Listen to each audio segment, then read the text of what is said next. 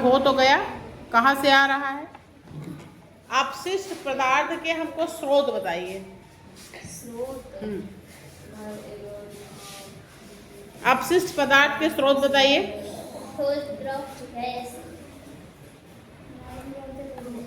बताइए। हमारे घर में, विद्यालय में, ऑफिस में, कारखानों में, अन्य जैसे जगह है, हॉस्पिटल है, आपका विद्यालय हो गया, कारखाने हो गए और बहुत सी जगह हो गई, जैसे जहाँ पे गाड़ी मोटर और वो इंजन वगैरह, ट्रेन वगैरह के चलते हैं, वहाँ पे हमको कार्य करने के बाद जो भी अनुपयोगी पदार्थ मिला, ठोस हो, द्रव हो, गैस हो, तीन, ठोस हो तब भी, द्रव हो तब भी, गैस भी हो तब भी, तो वो क्या हुआ आपका? अपशिष्ट पदार्थ हुआ। और कहाँ से मिलता है अपशिष्ट पदार्थ? आपके किचन से, आपके किचन से, आपके घर से, आपके जहाँ पशुपालन की जगह होती है वहां से भी। तो किसी भी प्रकार के बचे हुए पदार्थ को जो आपके उपयोग में नहीं है, क्या हो गया? अपशिष्ट पदार्थ हो गया। तीसरा, एक और भी हो गया कचरा जो अपशिष्ट पदार्थ है, वो कौन सा है? ई कचरा। ई कचरा कहाँ से मिलता है?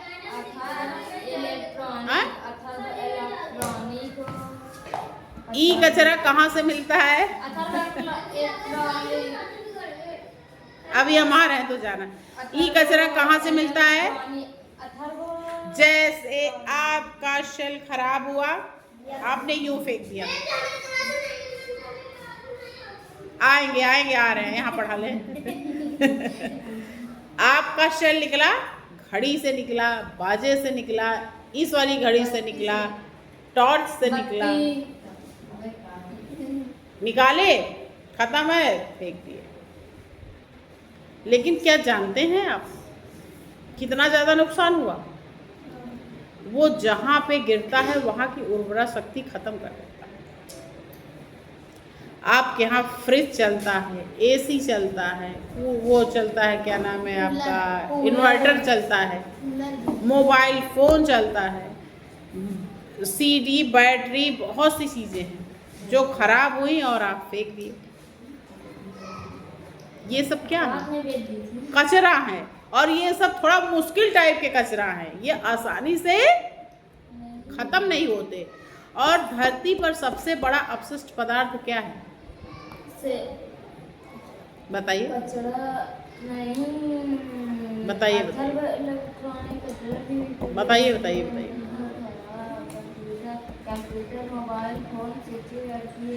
सबसे बड़ा आपके यहाँ अपशिष्ट पदार्थ जो हमारे आपके रोज के जीवन में मिलता है वो क्या है? पॉलीथीन। क्या आप जानते हैं कि एक पॉलीथीन जहाँ पर पड़ी होती है वो सैकड़ों वर्ष बाद आपके वहाँ पे हड्डी पड़ी होगी, लकड़ी पड़ी होगी, लोहा पड़ा होगा, पत्थर पड़ा होगा, वो धीरे धीरे खत्म हो जाएगा।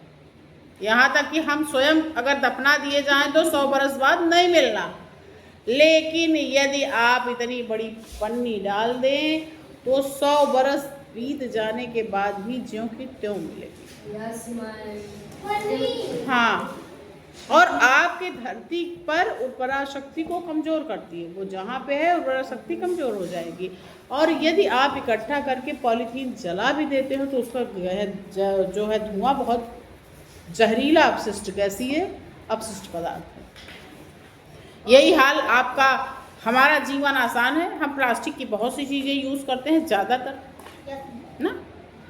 पहले भी जितनी चीज़ें मिलती थी लकड़ी की, अब वो कुछ मिलती ही नहीं है। हम लोगों के बचपन में खिलौने लकड़ी के बना करते थे, पंखा लकड़ी का मिला करता था, चारपाई लकड़ी की हुआ करती थी, बिनने उनने का अब कुछ है?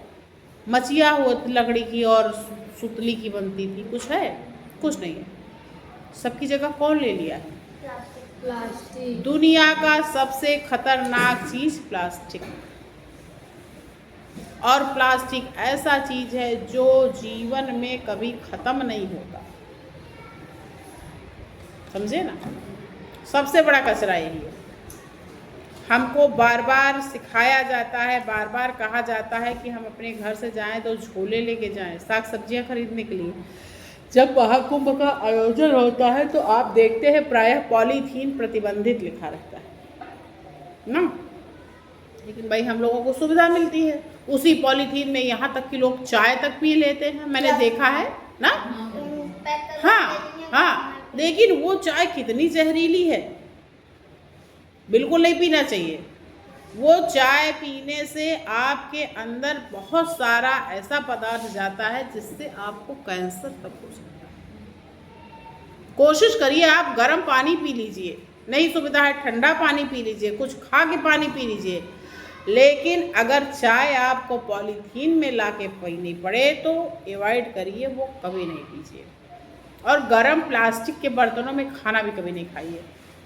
आजकल हम देखते हैं छोटे छोटे बर्तनों में प्लास्टिक के कप कटोरी गांव में बेचते हैं 10-10, 20-20 रुपए के, लोग उसमें लेके खाना खा रहे हैं। खाते नहीं खाते, हमने देखा है बहुत से बच्चे MDM में ले आते हैं, उनको मना करते हैं।